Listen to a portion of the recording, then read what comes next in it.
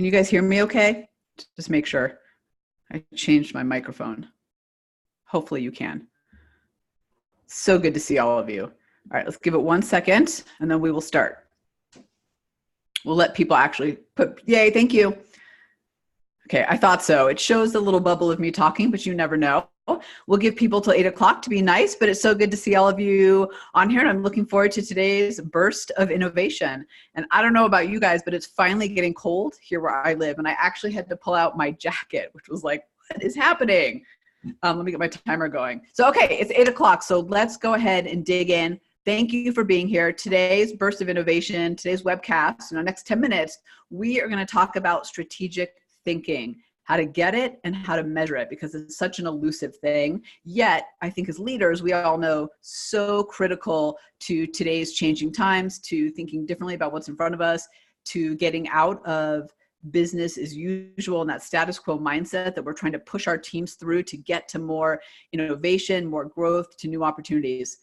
Before I dig in, let me just say that if you have a question while I'm going, put it in the chat bar. I will do my best to read it and answer, and if not, I'll try to get to it later. I don't always get to all of them, but I would love your questions. And if you have one that comes up, by the way, after I talk, just go ahead and shoot it to me later. That's totally cool. You can email me. I think my email's somewhere in whatever I sent you this morning. So you can go ahead and email me anytime. But if you have a question, I would absolutely love, excuse me for hitting my ring on the desk, I would absolutely love for you to put it in the chat bar so that I can actually address whatever challenges, concerns, situations that you're dealing with, and just be mindful of being as confidential as you need to be for your business.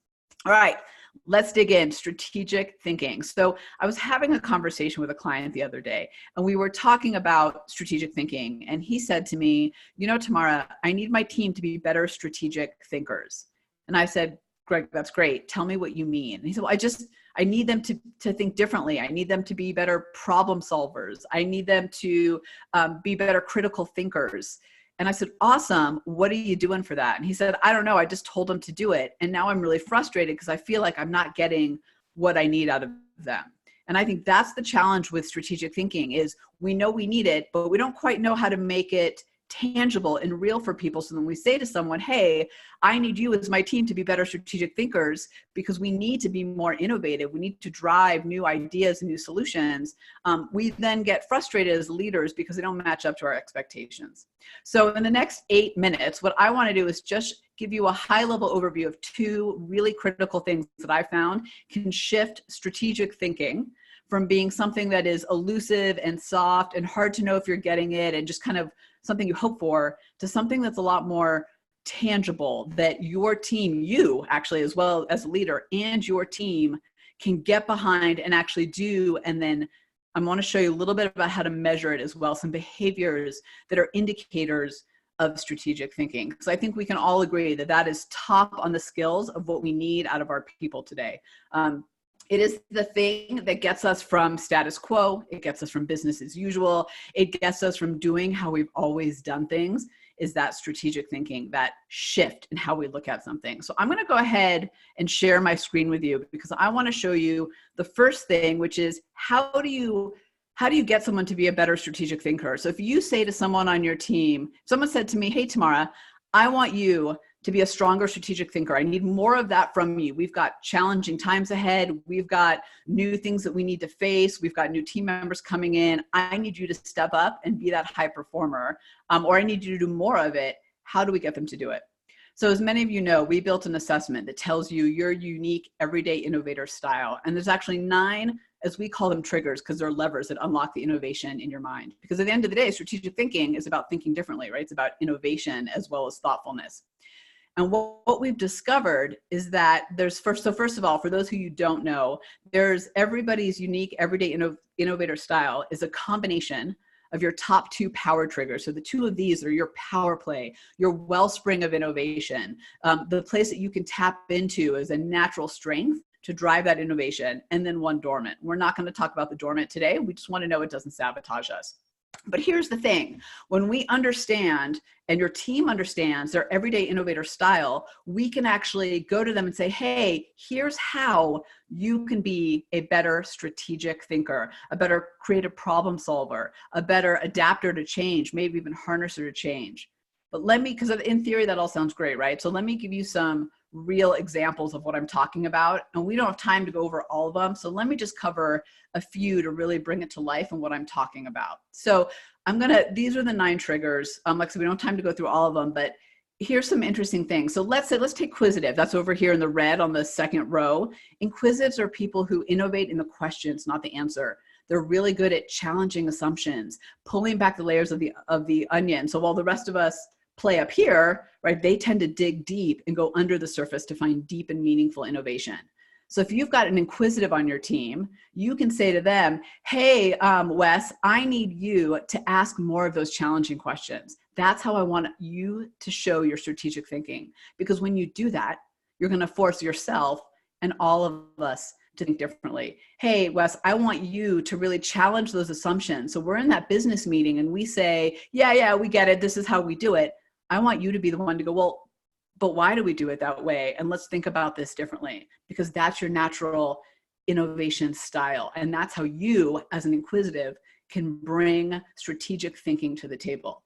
Do you see how that makes it even more tangible for people? Because it's such a frustration, isn't it? As a leader, I've done this, I've made this mistake where I say to someone, I need you to be more of a strategic thinker. We need more of that right now with what we're dealing with. And they're kind of blank, and I'm kind of blank, because what do I even mean by that? So I'll give you another one. For example, if you're a tweaker, you're all about editing and adjusting and optimizing. So for that person, I want to go to them and I want to say, hey, Brian, as a tweaker, what I want you to do is I want you to take other people's work and I want you to adjust it. I want to see you take other people's stuff and take it to the next level.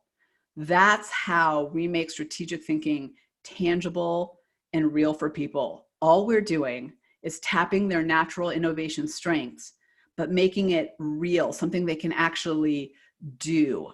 So I'm a risk taker, experiential, for example. I'm going to pick on experiential for a second. So for us experientials, we're all about innovating in motion by bringing ideas to life. So if I've got an experiential on my team, or my leader actually saying it to me, they're going to say, hey, Tamara, listen, as an experiential, I want to see you experiment with ideas. I want to see you play with them, because in doing that, I'm going to have more strategic thinking, more innovation, more shifts in perspective. But I've got to get them out of my head and get them out. If I'm holding back, if I'm not doing more of that, what I'm actually doing is just squelching that strategic thinking, squelching that innovation. So make it real, make it tangible for them. I want to share. So that's how how do you get someone to be more of a strategic thinker? You help them understand how they're innovators, and then you help them leverage those skills that are behind all this, that they can actually do naturally, that they're often not doing enough of. That happens all the time, where we've got all these natural strengths, but we don't actually leverage it. So I'm going to stop sharing for a second. And then, diversity is a strong driver. That's a whole different one, Yorm. So I have a whole different webcast on that we'll get to, but I'm glad you mentioned that. Hold on one second. So let me go to a different share and then I'll come back to that, because I want to go to the second part of this, which is about the measuring. So let me make sure I click the right button. You guys can see my tech ineptitude right now. So that's how you get more of it. Then the second question becomes, hopefully you can see my little PowerPoint slide. The second question becomes, well, how do I measure it? Well, I can measure if my inquisitive asks more questions. I can measure if my experiential tests out more ideas. Excuse me, but there's other ways too that we can look to reward the behaviors, the strategic thinking that we want more of. This is a list. I encourage you to take a picture of this slide. What I found is that these behaviors are indicators of strategic thinking, of being innovative, of having a culture where everybody's bringing their best. And I want to highlight a few for you just to give you examples. So one of them on here is, it's the second to, where is it? The third to last bullet on the right side if you're looking at the screen, being brutally honest when it's hard to do. So strategic thinking sometimes is about disagreeing with other people and not just taking things at face value, right? It's about being willing to challenge things and not just doing them to get them done, checking them off our list. So rewarding people for behaviors like that. Submitting suggestions or ideas, the fourth bullet down on the left side. That's a great indicator, particularly for collaboratives who are all about getting stuff, pulling ideas together.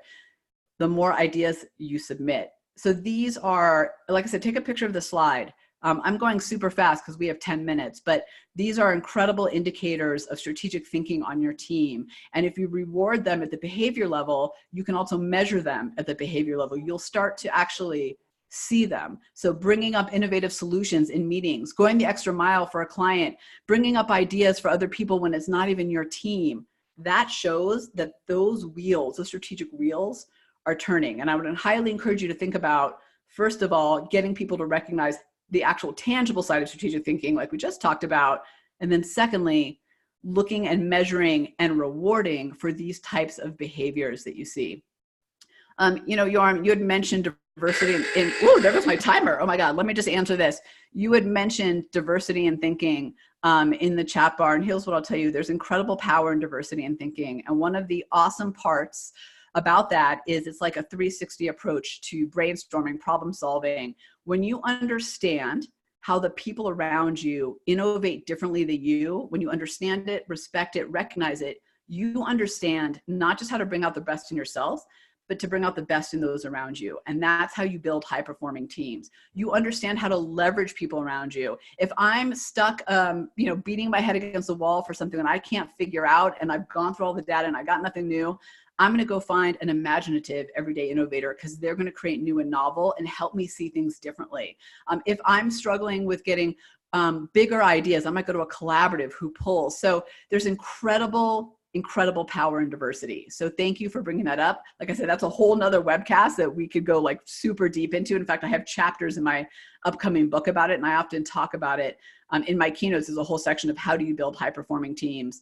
And a big part of that is cognitive diversity. How do you get those people who are thinking differently, and then how do you bring them together? Because the reality is there's a lot of benefit to it and there's a lot of friction to it. So how do we leverage both of those sides to really create powerful teams and powerful innovation? All right, 10 minutes is up. Thank you for being here. You guys are awesome. I will send out the recording of it later. All right, then. I'm going to stop recording. Thank you so much. Good to see you all. Stop sharing. Okay. Here I am just trying to get off. This is the awkward moment where I'm trying to figure out how to stop it.